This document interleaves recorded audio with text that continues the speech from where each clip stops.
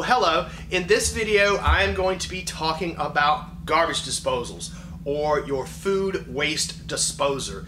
Now, these things have been around for a little while, and pretty much every modern house has them. This is something that can burn up over time. They do get old, they fail, and you might have to replace one, or like us, we do new construction. Every house we do gets one. So let's talk a little bit about how these things work first. I got one here. The guys brought me this. They said it was broken, and it turned out, no, there was just something stuck in it. These things are not a disintegrator. There's things it cannot eat up. It doesn't like things like chicken bones or avocado pits or shot glasses or utensils and things like that. So you want to watch out if stuff like that gets in here. But this is basically what it is. Now, this one did have a plastic housing around it, and I took that off to show you that it's pretty much just a motor. You know, whatever horsepower you want to get, the bigger the horsepower, the more power this thing's going to have. But you don't really need anything more than a third or a half horsepower. But that's it. It's a motor. And then there's this top part that comes off. And what you got inside of here is it's a little impeller. It's got these little teeth on it that when it kicks on, centrifugal force flings these things out, and whatever food and stuff is in here will get caught, and it'll throw it into this shredder thing here. It's kind of like a cheese grater, but it throws that into there as it's spinning, and it grinds that food up pretty efficiently. I do get a lot of calls sometimes that's, oh, my kitchen sink won't drain. And it's because they dumped a whole thing of pasta down in here, and it's pretty much clogged all these holes up. And all you gotta do is bump the thing on, and it'll start draining. But it's a pretty simple thing. Now, something to remember if you're replacing one, this particular one came with a cord. Most of the ones that we do nowadays, there's a plug under there that's switched, and we just plug them in. But some of the older ones, it was hardwired. It was straight wired into there. So if you've got that deal and you're replacing one, you don't need the kind with the cord. You're going to get the kind that's hardwired, but it'll tell you on the box. So that's pretty much it. It's really simple. And kind of while I've got this broken down here, I want to show you this thing. This is for your dishwasher. Hooks into this little piece at the top. That way it's blowing your dishwasher water into here if there's any kind of food waste or anything. Now, if you don't have a dishwasher, if you see down in there's a little white plug. Well, if you are going to hook your dishwasher drain hose into this, you're going to have to take a screwdriver and knock that thing out, and you knock it into here, and then you're going to have to stick your hand down in there and pull that little plug out. Just remember that. I got a lot of people that say, my dishwasher won't drain, and we'll get over there and nobody ever knocked that little plug out. So just remember that. Alright, the next thing would be some of the parts it comes with. It comes with this little collar. Some people call it a flange. I like to call it a rattle trap because it makes a whole lot of noise before you get it tightened up on there. So I'm going to bring the camera in close, and I'm going to take this apart and show you pretty much how this works. Alright, something I meant to say was when you're doing this, you're going to need some tools. Pretty much a pair of pliers, your slip joint pliers, or channel lock is what we call them, but that's the brand name. And then you're going to want a good screwdriver, a Phillips head and a flathead screwdriver, or I prefer these screwdrivers, which they call 6-in-1 or a 9-in-1, depending on how many little functions it's got. But these are great. If you've got one of those and a pair of pliers, you can do most plumbing stuff. So how your little collar here works is you got these 3 screws, and you're pretty much just going to back those off. They're Phillips, or you could put a big flathead on them. Some of them are square points, so you got to watch out for that. But you're just going to kind of want to loosen that up a little bit. And most things you're dealing with, just remember how you took it apart. That's going to tell you how to, how it wants to go back together. There's a little snap ring right here, and you can grab that with your screwdriver and just kind of lift it up and pop it right off of. That's what's going to hold your collar on, and you tighten these screws down and it squeezes the whole thing together, but I'll show you that in a bit. Next thing you got is your collar here that holds your screws. You might want to go ahead and work those down a little bit. And then you've got this plate that goes underneath, and there's a little cardboard thing here that kind of works as a washer. Just remember that's how it's going to go. And then you do have your flange or your collar itself. Now just remember, this one has words on it. So you're going to want that lined up all nice and pretty. It drives me crazy when I see these things in a sink turned sideways or some weird way.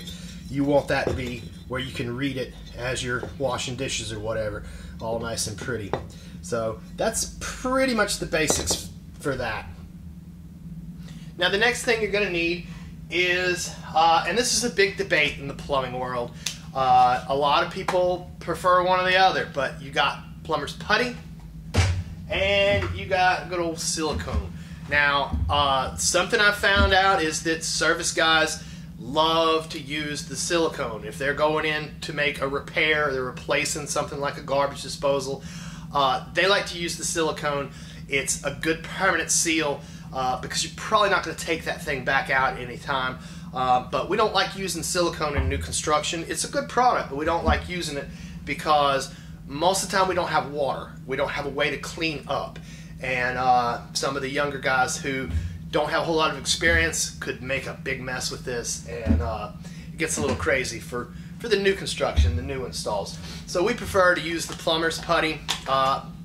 Lots of different varieties, lots of different brands out there, but you're gonna have to have some putty or some silicone. Installing your little flange. Like I said, I like to use the putty. So you're gonna get you a little ball of putty here, and you're gonna make yourself a Play-Doh snake. Remember these from when you were a kid? Just roll it out, and then you're gonna take that collar, put it right here around it, like that. And I normally take my fingers and kind of mash this stuff down just to get it started. Make sure it's all sealed up in there nice and tight. And then you're going to line it up where it's pretty straight, and you can see where the name brand and the food waste disposer is lined up with the sink. I hate seeing them crooked. It's just so easy to do it straight. The next thing is your garbage disposal came in a box. Once you get that mounted like that, take your box and drop it right on top of that. And I'm going to show you the reason why you're going to want to do that when we get underneath. Well, here we are underneath. We got our little flange poking out down here, and it is kind of cramped up under here, but we're going to take that plate and its little copper, just kind of like a washer really, and we're going to put this up on here. Now when I do this, I normally put 2 screws to the front and 1 in the back. I just find that that's easier for me to operate it, but you can put it any way you want to. And then you've got your little snap ring here. And this is why I put that garbage disposal on top of that drain, because you're kind of pushing up on this thing. And if you don't have anything holding that down, it's just going to pop into the sink, and you're going to have to go back up there and get it and push it back in. Now, if you've got a partner, a helper, somebody out there with you, they can hold that thing down for you. But a lot of times you're doing this by yourself.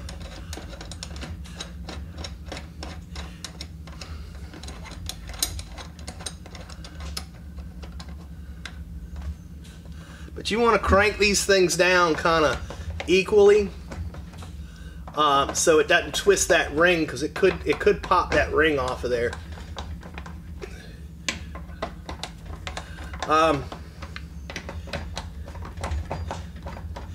I wouldn't recommend putting an impact screwdriver on here. You can. I've seen some people do it. I've done it before when I had one that was being a little stubborn with me. But you should be able to get these pretty tight by hand without having to use any kind of impact or a drill or anything like that. But it's on there pretty tight. Now what you want to do before you go any farther, you're going to want to go up there and check to make sure your lettering's straight and you got to go up there and get your garbage disposal anyway. So, all right, let's get this out of the way. Now don't be surprised if you got some putty stuck to the bottom of that box. Just wipe it off. It's not going to hurt anything. Now you're going to check this again, even though you got it pretty straight just from the beginning, but you're going to want to look at it, and it's a little bit crooked. So you can go up under here and kind of turn it a little bit. Now your customers or homeowner or the builder, they don't really know a whole lot about plumbing. Pretty much as long as it looks good and it doesn't leak, they're happy. So if this thing's crooked and off to the side, they're gonna think you're an idiot, and they're not gonna give you any more work. Just not really, but pay attention to this stuff. The cosmetic stuff is the big thing at the end of the day. But that looks all good. Let's go underneath and put the garbage disposal on. The top of this garbage disposal has this little ring here, and it's held in by this rubber throat piece here. This thing has this little fish jaw mouth on it. Some of them are a little different. That does two things. For one, it seals it. The rubber part seals it to this, seals it to the bottom of the sink, doesn't let water through. And this little fish mouth thing, it keeps stuff from falling in there as easily, and it also keeps stuff from flying out of there. Once something goes down in here that you want in here, you don't want it coming back out. So that's what that's for. Don't take it off of there. Thing will leak like crazy. But you're gonna put this up on here and you're gonna spin it.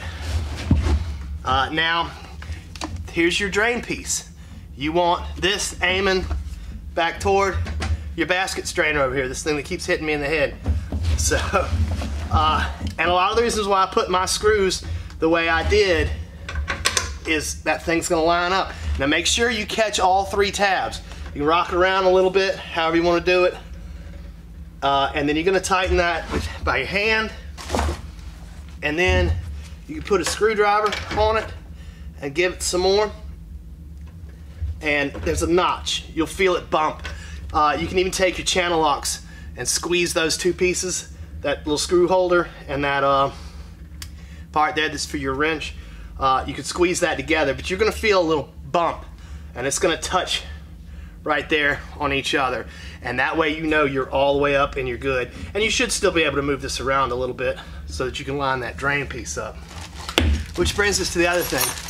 It's gonna come with a little kit like this. Now if you just got a single sink and a garbage disposal, you're gonna use this little down spout piece, and it's just gonna drop you down and into your P-trap.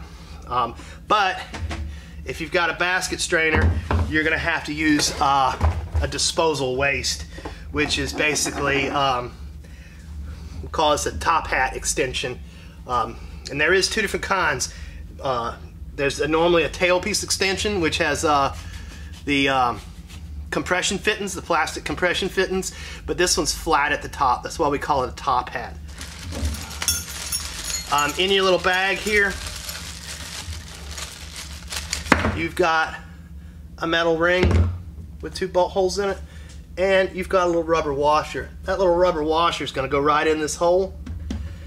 You're going to take this and slide it over whatever you're using, put it right up there, and then there's two little screws, little bolts. You can use a flathead on these, or you can use a wrench. But that's basically it. You're pretty much done with the garbage disposal at this point. Just remember, if you've got a dishwasher to hook up,